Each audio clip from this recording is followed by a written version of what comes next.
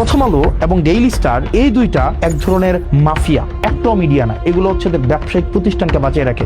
বসুন্ধরা লক্ষ লক্ষ কোটি টাকা হচ্ছে মানুষ থেকে ছিনাই নিছে, তার ছেলেরা ধর্ষণ করছে। এগুলো এনে দেখবেন কখনোই কালার কোনটা কিছু বলবে না, কখনোই নিউজ 24 কিছু বলবে না, ডেইলি সান কখনোই কিছু বলবে না।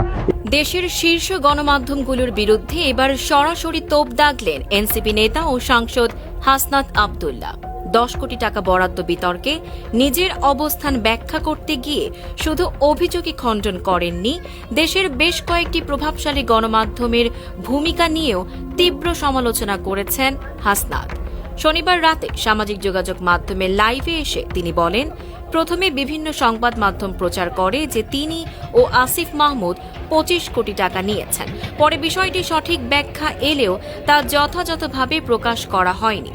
হাসনাতের ভাষায়, জেলা পরিষদ প্রশাসকের বক্তব্য নিয়ে অসংখ্য সংবাদ হলেও আমার ব্যাখ্যা নিয়ে সেইভাবে সংবাদ প্রকাশ হয়নি। আপনারা যে কাজটা করেছেন 25-30 বছর 40 বছর পরে এই হেডলাইন দিয়ে কিন্তু জাজ করা হবে।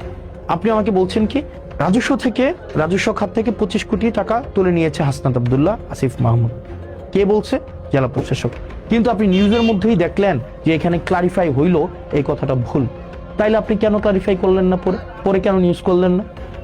জেলা প্রশাসকের মন্তব্য নিয়ে আপনারা 150 থেকে 200 নিউজ করলেন, কিন্তু আমি যখন ক্লারিফিকেশন দিলাম